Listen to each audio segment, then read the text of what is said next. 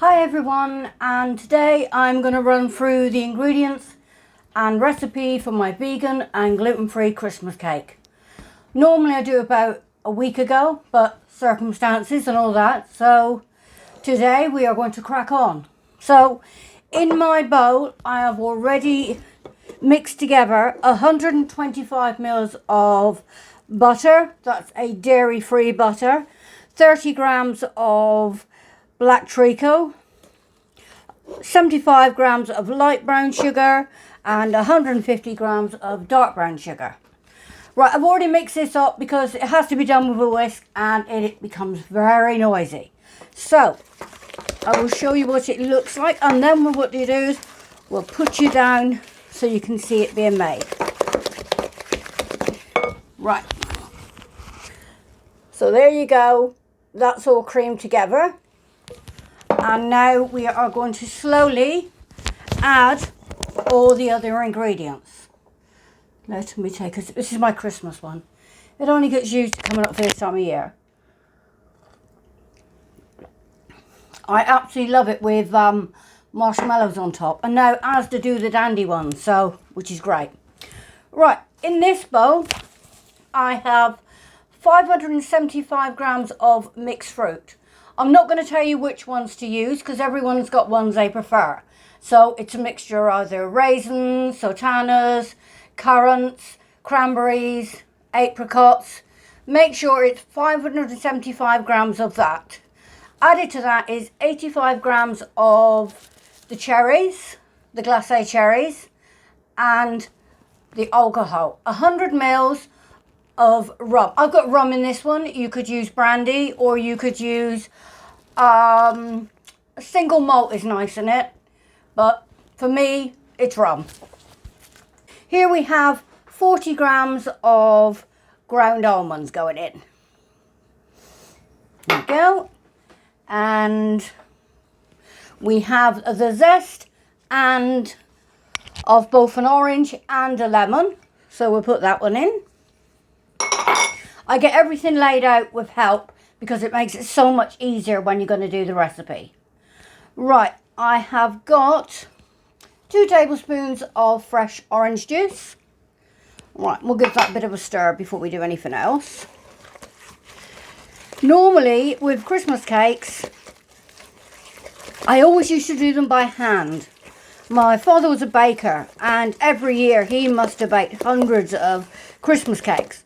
So we did them in great big like washing up bowls and we just mixed with our hands. Right, that's in.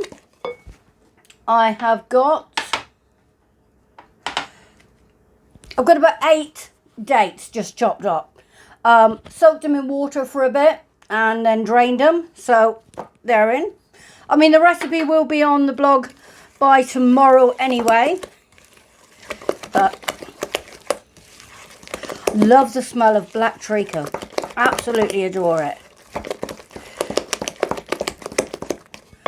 Right, in with 120 mils of dairy-free milk of your choice.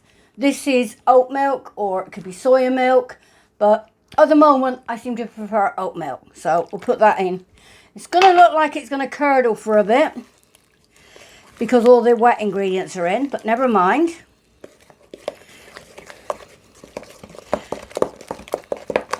It will sort of go right in a minute.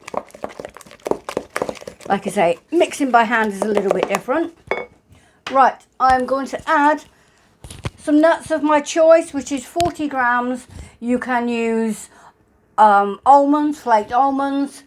That's what I normally use. This year, I'm going to put pistachios in.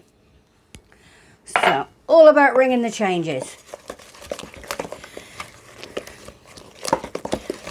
It just smells like Christmas when you start this.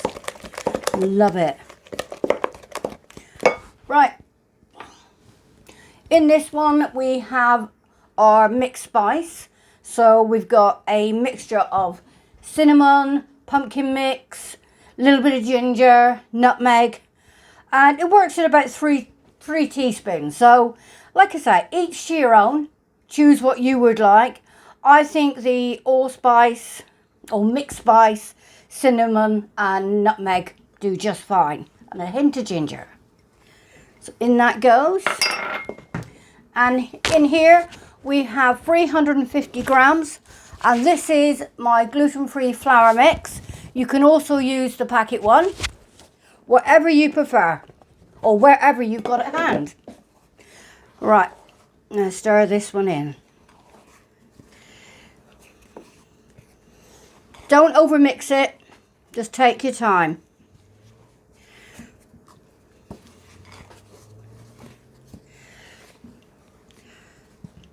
Been looking through my recipes at the things, you know, I want to do for Christmas. We've got some beautiful cheesecakes coming up.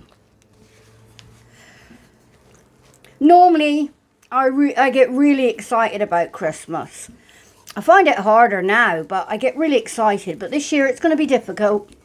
You know, we can't have family with us, which is never easy. Right? So that starts to look like that. Quite thick. It is quite a thick recipe, but don't panic. That's the way it's meant to be. So what you do with your fruit, you either do this the day before, a couple of days before, and let it sit. Mine's been now for 2 days. For me, that's enough. All the fruit are clamped up, and smells of rum. So in we tip this. Like I say, it's really easy. I don't know if I mentioned it, in with the flour, there's 3/4 of a teaspoon of bicarb. See, this is a bit where you need to get your hands in really, but I'm not going to do that today. Oh, Christmas cake. This takes quite a while to cook, but I will show you the cake when it comes out. I think that is all mixed in. Dribble there. Don't leave anything out.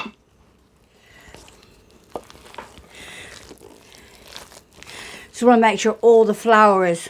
there's a bit. Like I say, you all know I got arthritis in my hand, so making it... this is a heavy mixture today. But to be honest, it's not worth bringing out the food mixer. Right. I think that's it. Like I say, you will probably mix this a lot better than me, but there you go. And you can see there the mixture is really thick. Right, put that one to one side a minute. And here we have a 9-inch round tin. Right, you want to line this with bacon parchment. But what I do is I cut the strips double. So make sure it's double lined. It's in the oven for about 2.5 hours. So same with the bottom, double line it. In the old days, we used to put newspaper around the outside and everything. Don't have to do that now. We just double line is enough. So here we have to scrape all this in. And I have to do it a bit at a time. So I'm a bit slow at this. Oh. But don't forget, you have to feed your cake. So once a week, unwrap it and just poke tiny little holes in the top, and then you drizzle your chosen alcohol through. I mean, this keeps for so long, this one. I make this one, and I normally make a usual one as well, because I make what we call chocolate logs, which is these, but they're sort of, like I say, log shape, and they are covered with marzipan and then chocolate. So back in the day, I used to make so many a year for other people. Right. Catch up a little bit. And that is it. Let me just spread this out.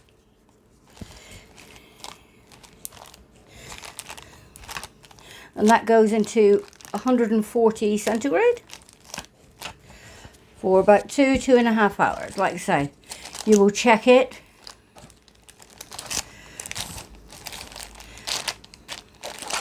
I mean, if you want to make 2 mixes, if you've got the power in your arms, you could do 2 and then separate them. Right, my dad always used to tell me, I don't know why, to be honest, I've forgotten, but always put a little dip in your Christmas cake. Right, there we go. And that is 1 packed Christmas cake.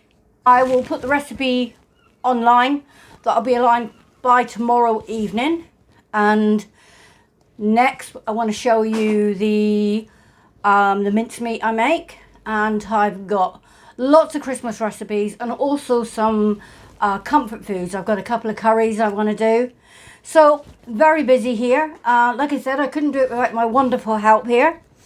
And my other things that help me sort of get around and do stuff. But we need a bit of cheer up. It's hard this time of year, and you know, we're going to miss a lot of our families at Christmas. But I'm determined not to let me get me down. The last 2 Christmases I've had pneumonia, and I was hospitalised last Christmas because I was very ill with it. So my hope for this Christmas is I'm not going to have pneumonia. That would be a win-win situation. So I'm going to pop this in the oven now, and I will be back with you when it comes out the oven so you can see what it's like. Okay, bye.